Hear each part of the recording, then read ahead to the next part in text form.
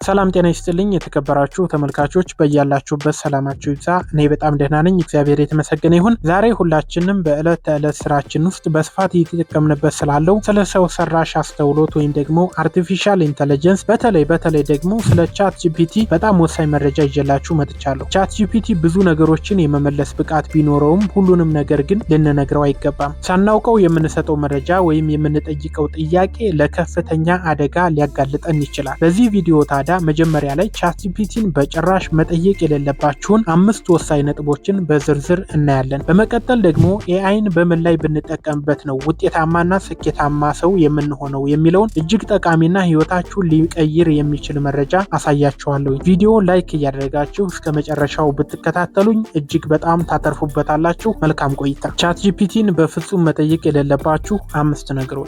አንደኛ፣ የግልና ሚስጥራዊ መረጃዎችን። የመጀመሪያውና ዋነኛው ጥንቃቄ የግል መረጃችሁን ለቻት ጂፒቲ አለመስጠት ነው። ስማችሁን ሊሆን ይችላል፣ ስልካችሁን ሊሆን ይችላል፣ የቤት አድራሻ፣ የባንክ አካውንት ቁጥራችሁን ሊሆን ይችላል፣ የክሬዲት ካርድ ቁጥራችሁን ሊሆን ይችላል፣ ወይም ደግሞ የይለፍ ቃላችሁን በፍጹም ለቻት ጂፒቲ መናገር የለባችሁም። ይህንን ስል ምን ማለት እንደሆነ ላስረዳችሁ። ብዙዎቻችን ቻት ጂፒቲን ልክ እንደ ግል ማስታወሻ ደብተር ወይም ደግሞ እንደ ኖት መያዣ እንቆጥረዋለን። ነገር ግን ቻት ጂፒቲ መረጃዎችን የሚይዘው እንደ ግል ማስታወሻ ደብተር ወይም እንደ ኖት ሳይሆን ሲስተሙን ለማሰልጠኛነት ትሬኒንግ ዳታ ነው። እናንተ የሰጣችሁት መረጃ በኩባንያው ሰርቨር ላይ ይቀመጣል። ይህ ደግሞ ወደፊት ኤአዩ ለሌሎች ሰዎች መልስ ሲሰጥ የእናንተን መረጃ እንደ ግብአት ሊጠቀምበት ይችላል። መረጃችሁ አንዴ ከወጣ በኋላ በእጃችሁ አይመለስም። ስለዚህ ማንኛውንም የግል ሚስጥር ለኤአይ አትናገሩ፣ ምክንያቱም ደህንነታችሁ ከምንም በላይ ስለሚቀድም ነው። ሁለተኛ፣ የህክምናና የስነ ልቦና ምክሮች። ሁለተኛው ደግሞ ስለ ጤናችሁ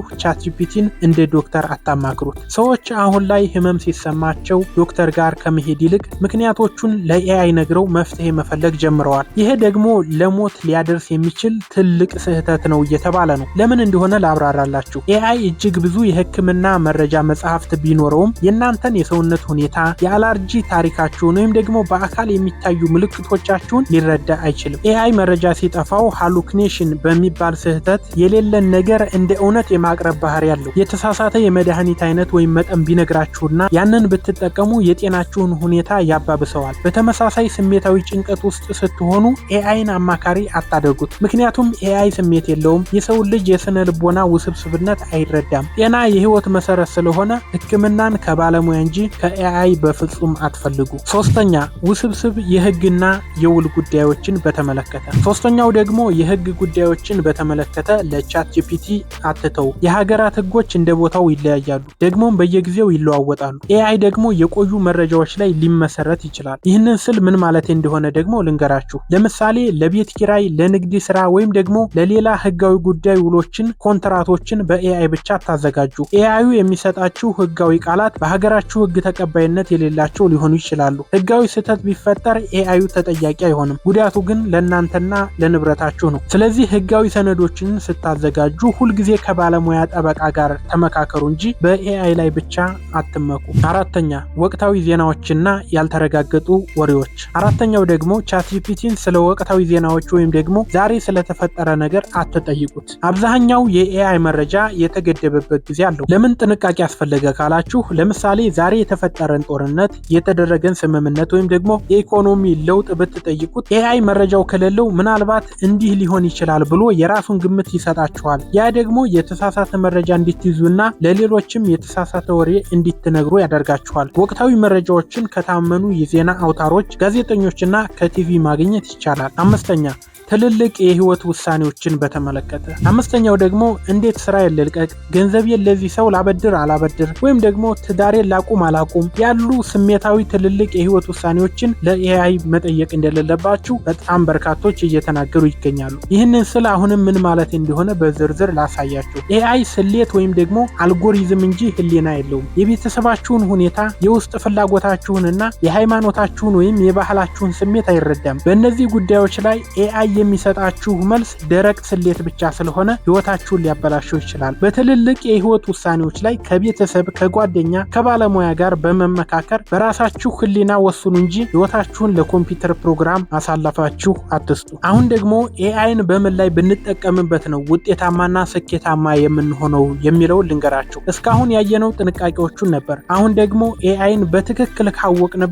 እንዴት ህይወታችንን ሊቀይር እንደሚችልና እንዴት ውጤታማ እንደሚያደርገን በዝርዝር አሳያችኋለሁ። በድጋሚ አብራችሁን ቆዩ። አንደኛ፣ ለመማርና ዕውቀት ለማሳደግ ቻትጂፒቲ ምርጥ መምህር ሊሆናችሁ ይችላል። አዲስ ቋንቋ ለመማር፣ አስቸጋሪ የሆኑ የሳይንስ ትምህርቶችን በቀላሉ እንዲያስረዳችሁ ለማድረግ ቻትጂፒቲን ወይም ደግሞ ሌሎች ኤአይ መሳሪያዎችን ለምሳሌ እንደ ጉግል ጀመናይ ያሉትንም መጠቀም ትችላላችሁ። እንዴት መሰላችሁ? ለምሳሌ አንድን ከባድ መጽሐፍ እያነበባችሁ ባይገባችሁ ይህንን ሐሳብ ለ10 ዓመት ልጅ እንደሚገባው አድርገህ አብራራልኝ ብትሉት በጣም በሚገርም ሁኔታ ያቀልላችኋል። በተጨማሪም ለፈተና ስትዘጋጁ ጥያቄዎችን እንዲያወጣላችሁና እንዲፈትናችሁ ማድረግ ትችላላችሁ። ይህ አጠቃቀም ጊዜን ይቆጥባል፣ ዕውቀታችሁንም ያሳድግላችኋል። ሁለተኛ፣ ለፈጠራ ስራዎችና ለሐሳብ ማመንጫነት አዲስ የንግድ ስራ ለመጀመር አስባችሁ ስም ካጣችሁ፣ ለቪዲዮ የሚሆን ማራኪ ርዕስ ከፈለጋችሁ ወይም ደግሞ ጽሑፍ ለመጻፍ ሐሳብ ካጣችሁ ቻትጂፒቲን ወይም ሌሎችን ማማከር ትችላላችሁ። ይህንን ስል ምን ማለት እንደሆነ ልንገራችሁ። እሱ በደቂቃዎች ውስጥ በመቶ የሚቆጠሩ አማራጮችን ይሰጣችኋል። እናንተ ደግሞ ከዚያ ውስጥ የተሻለው መርጣችሁ የራሳችሁን የሰው ልጅ ጥበብ ጨምራችሁበት ድንቅ ስራ መስራት ትችላላችሁ። ኤአይ የፈጠራ አድማሳችሁን እንዲሰፋ ይረዳችኋል እንጂ የእናንተን ፈጠራ በፍጹም ሊተካ አይችልም። ሶስተኛ፣ ስራን ማቀላጠፍና ጊዜን መቆጠብ። በስራ ገበታችሁ ላይ በጣም ፈጣን እንድትሆኑ ኤአይ ይረዳችኋል። ለምሳሌ ረጅም ኢሜሎችን ለመጻፍ፣ ሰነዶችን ለማጠቃለል ወይም ደግሞ ፕሮግራም ለምታጠኑ የኮዲንግ ስህተቶችን ለመፈለግ ኤአይ በጣም ፈጣን ነው። ሰዓታችሁን የሚበሉ ትንንሽ አሰልቺ ስራዎችን እናንተ ዋናውና ትልቅ ትኩረት በሚፈልገው ስራ ላይ እንድታተኩሩ ይረዳችኋል። ይህም በስራችሁ ውጤታማና ተመራጭ እንድትሆኑ ያደርጋችኋል። አራተኛ፣ ራስን ለማሻሻልና ለግል እድገት የጊዜ አጠቃቀም ታይም ማኔጅመንት ለማስተካከል፣ የስፖርት መስሪያ ፕሮግራም ለማውጣት ወይም ደግሞ የተሻለ የአመጋገብ ስርዓት ለመከተል እንደ ረዳት ልትጠቀሙበት ትችላላችሁ። እንዴት መሰላችሁ? በቀን ውስጥ እነዚህ 5 ስራዎች አሉኝ፣ እንዴት ባቀናጃቸው ውጤታማ ሆናለሁ ብላችሁ ብትጠይቁት ስራችሁን በቅደም ተከተል ያስቀምጥላችኋል። በየቀኑ ምን መስራት እንዳለባችሁ አክሽን ፕላን እንዲያወጣላችሁ በማድረግ ስኬታማ መሆን ትችላላችሁ። በአጠቃላይ ቴክኖሎጂ ለሰው ልጅ ረዳት ሆኖ ነው የተፈጠረው። ኤአይ ረዳታችሁ እንጂ መሪያችሁ ሊሆን አይገባም። በንቃትና በጥንቃቄ ከተጠቀማችሁበት ህይወታችሁን ያቀልላችኋል።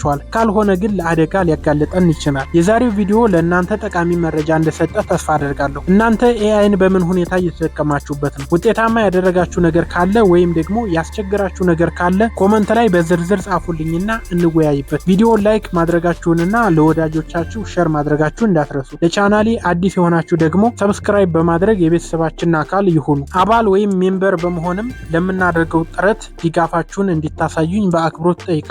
ስለ ድጋፋችሁ ከልብ አመሰግናለሁ። ሻምበል ነበርኩኝ። በቀጣይ በሌላ ቪዲዮ እስከምንገናኝ መልካም ጊዜ።